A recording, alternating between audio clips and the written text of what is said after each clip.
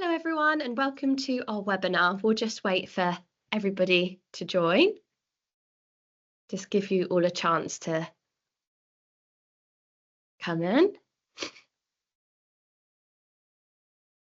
So we're going to be looking at the Year 4 multiplication tables check today. So this will be recorded and it will be put on our webinars page, which we have on our MathShed website, and it will also be sent around.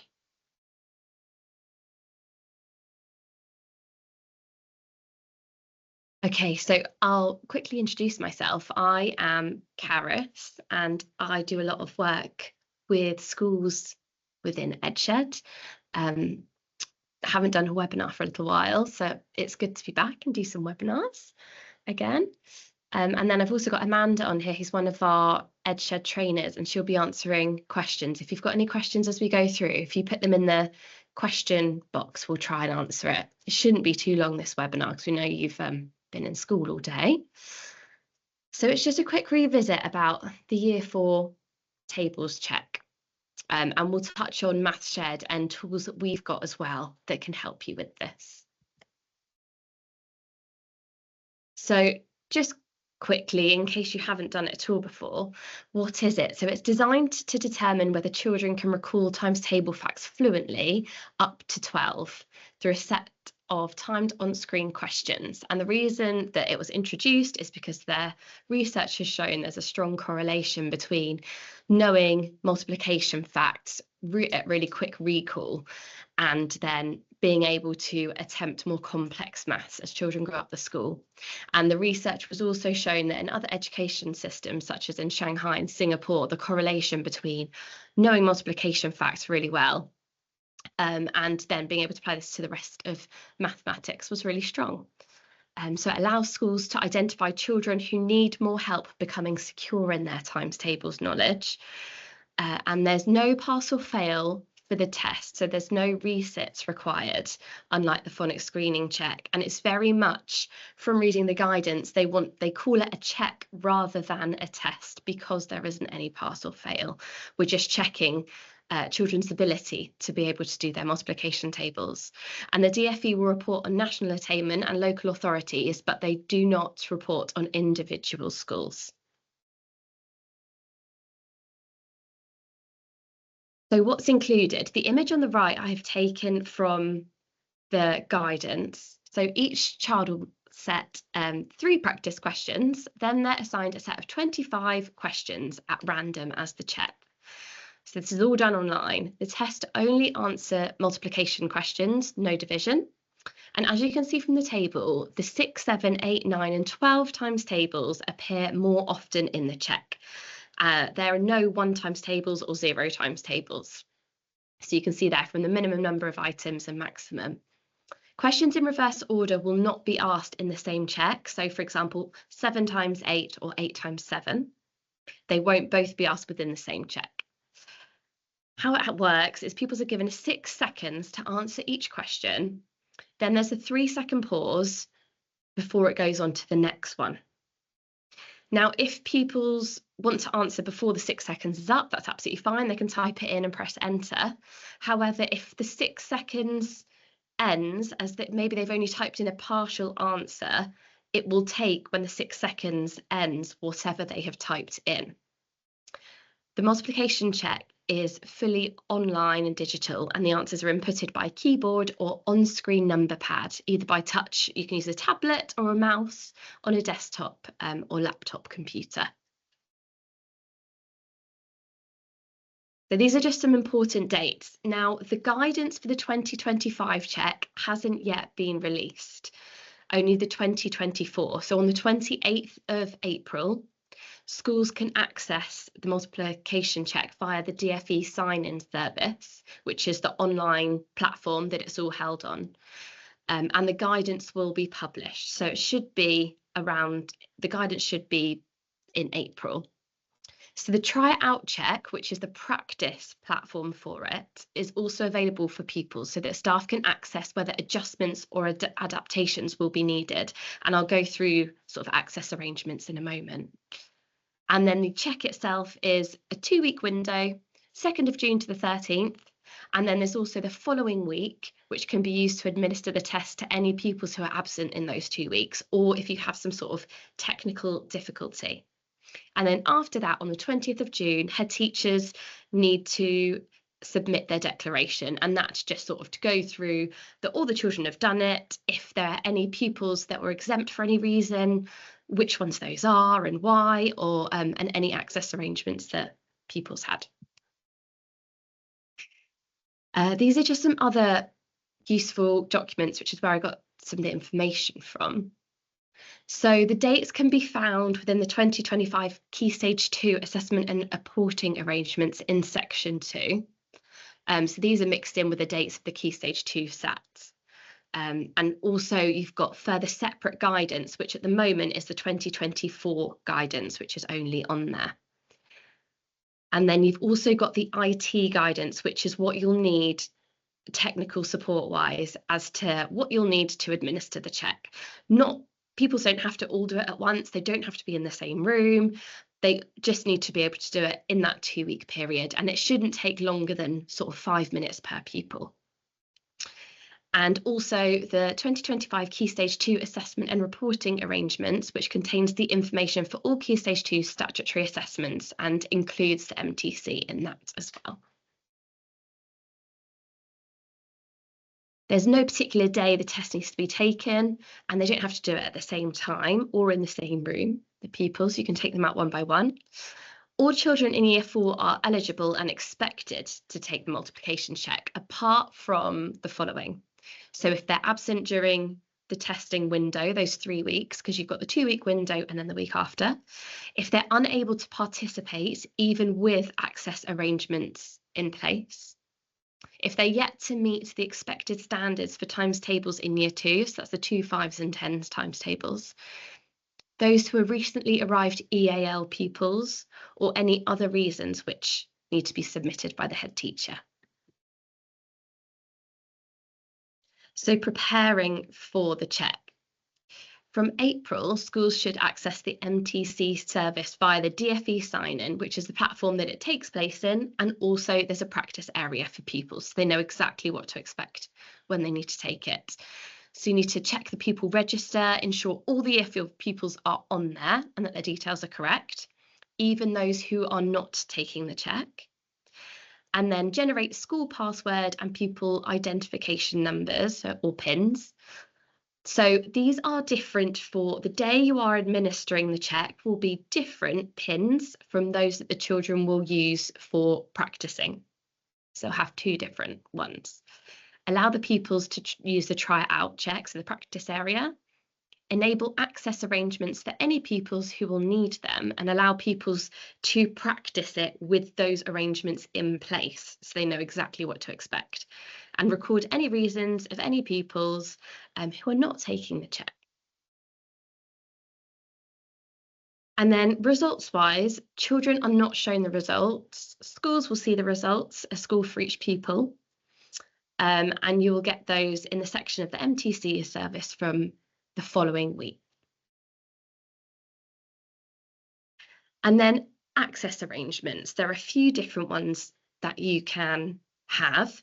I couldn't see on the guidance any particular date that you needed to submit anything by or anything like that. I think you just do it within the check itself. I think this is on the following slide actually. So children who are eligible for these are those with an EHCP, for whom provision is being made in school, so SEND pupils, whose learning difficulty or disability significantly will affect their ability to access the check, and those who have behavioural, social or emotional difficulties, and those who have limited fluency in English with EAL. This is the one that I was looking at. So various access arrangements are discussed in the administration guidance. So that's where all of this is taken from, and it goes into each one of these in greater detail if you wanted to have a look. So colour contrast, what the colour text and what colour background, the font size, which can be increased or decreased. You can also, instead of it being 6 seconds to answer, 3-second pause and immediate next question. Instead of that, pupils can have a next button, so they can wait until they're ready and then click on to the next question. But the whole test, if you choose this option, will have a maximum of 30 minutes time limit.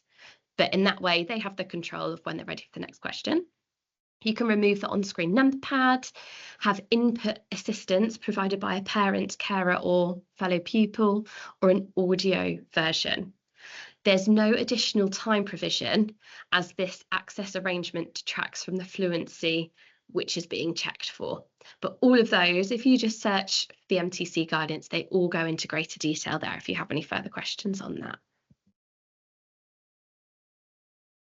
And then check administrators can enable access arrangements for the pupils with specific needs on the online platform. So, for example, changing the colour of the text in the background. They then need to select enable access arrangements for those pupils that they've selected. Type in the pupil's name. It just gives a quick how-to here. Click save. And then that pupil on their practice login will be able to see it, the colours, for example, that you've selected if you've changed the text in the background, and they can then practice with those access arrangements on, or if you've chosen the next button, for example. So it'd be good to do that before the children practice, just so they get used to it. And then to ensure that pupils are completely ready for their multiplication check, I'll just quickly go through. These are all taken from MathShed, but I'm sure that you'll use similar within school if you don't have MathShed, usually using the concrete, then pictorial, and abstract sort of approach. So first, looking for familiar objects and representations to help children, concepts with multiplication, and looking at repeat addition. And then going on to arrays and pictorial representations, really useful for skip counting, allowing for spatial reasoning. And then similar to arrays as well, but also looking at perimeter and area learning. That can also be a really nice way to incorporate it. And then, of course, number lines can also help with conceptualization of times tables. Looking at chanting or counting, as well as number tracks and grids give a real sense of looking at patterns within those numbers, as well as bar models. So looking at them in lots and lots of different ways for children to really get a really deep understanding of it. And of course, looking at investigation ideas as well. There's some really nice ideas here. Looking at different times tables, the answers, things like all products of the 9's times table have a digital total of 9, true or false.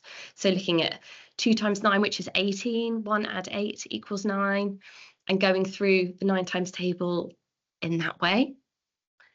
Looking at true or false, or is it sometimes, always, never, or maybe can you prove that? Looking at different statements in that way.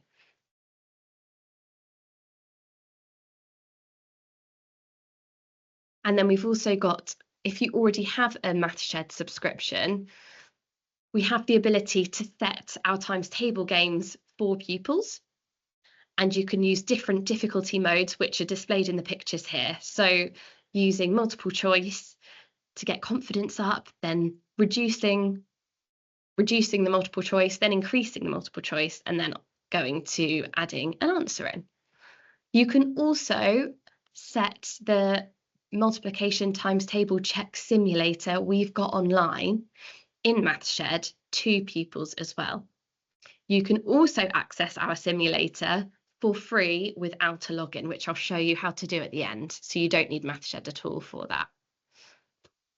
So the DFE, as I've mentioned before, they do provide a practice area, but it's only available from Monday the 28th of April until the testing window, whereas you can access the MathShed free simulator at any point. And what we'll do is in the email that we send out to our attendees after this webinar, I'll put the link in for that too. So if you want to copy and paste it and share it with other teachers within the school, or if you did want to share it with parents nearer the time maybe, they can have access to that without having to do any login. Then also within MathShed, we have video lessons, which we made to accompany our lessons and quizzes in that funny little time after COVID. Now, they are still on our website. They are with the 2021 scheme, so it's not completely up to date with the current scheme, but the learning objectives for these are still relevant, and relevant if you have got pupils which are really stuck on these particular times tables and you just need another way for them to practice. If you have a MathShed subscription, I'll show you how to get these, because they are video lessons with accompanying quizzes that pupils can simply watch and work their way through. So if you needed some extra intervention, for example, and to take those pupils off and for them to be supervised by a member of staff, it means that you can have a few different pupils running different ones of these alongside each other, depending on where they need extra support. And they are there, they're on the system, and I'll show you where they are. They're just a little bit difficult to spot because they're from the old curriculum objectives. So that's what I'll quickly show you now. I'll show you how to access the times table check on MathShed if you don't have a subscription. And then I'll go into EdShed if you do have a login and show you how to assign it to pupils and those lessons I mentioned. And then if you have any further questions about EdShed, support@EdShed is our email. Come out of this now. It's running a little slow on here. Oh no, there we go. And then I'll go into our website. So if you simply search MathShed, I'll go onto the MathShed website, which I can get to down here because I'm logged in at the moment as if I've got a subscription. I'll just wait for the screen to catch up with me a minute. There we go. Okay, so if I go onto MathShed,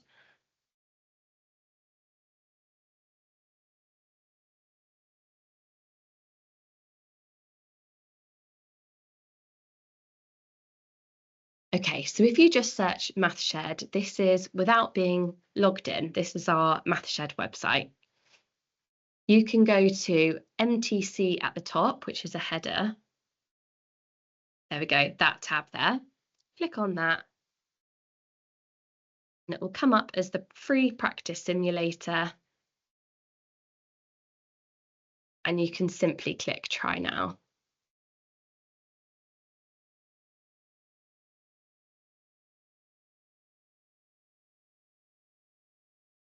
And then click play, and you don't have to log in, you don't have to have a subscription, and it will give you a quick blurb here. 25 questions in no more than 6 seconds each. After 6 seconds, the answer will be displayed, will be submitted automatically, and a 3-second pause will be given between the questions. So it's exactly as the setup, although it will look different, exactly as the setup will be. And if I click play, it comes up. You can either use the numbers on screen or you can type it in using the keyboard. So that is how to access it for free without a login. If you do have MathShed, go back to my homepage, the teacher login part, you can also assign things to the pupils, which you may already be doing and not need to know this part, but I just thought I'd do it as a quick refresh. Okay, so if I go down to assignments, click on that. It'll then say create assignment. And if I click on the drop down single assignment, the other option is only for a different product that we have. So we'll click single assignment. You can then add a title when you'd like it to appear for people. So you can choose your beginning date and end date. You can edit the title, click next. And then it will have all of these different things. Now, obviously this is my demo account, so I've got all of our products on there, but the maths are all orange. So if it's a particular MathShed lesson, you simply click in there and the particular stage and lesson. I'm unsure now which there we go, multiplication and division. To be able to explore 11 and 12 times tables, and then select. And then to do the multiplication check and assign that, if I go back to the type, no, I'll just wait. Go to MathShed Fluency, click in there.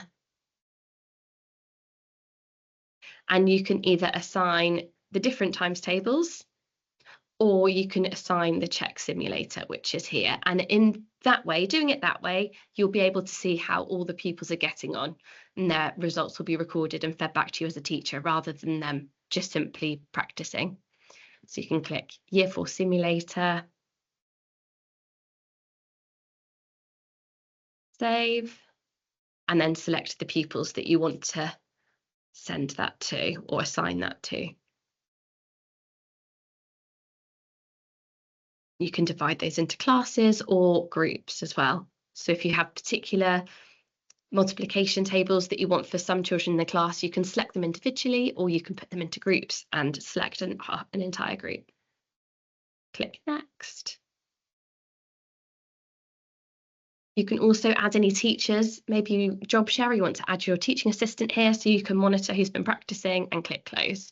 And then it will appear as an assignment here, and you can see the details of all the pupils who have done it, how many games they've played, and the percentage they're getting correct.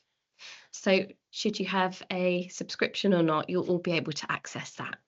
So I hope that was useful.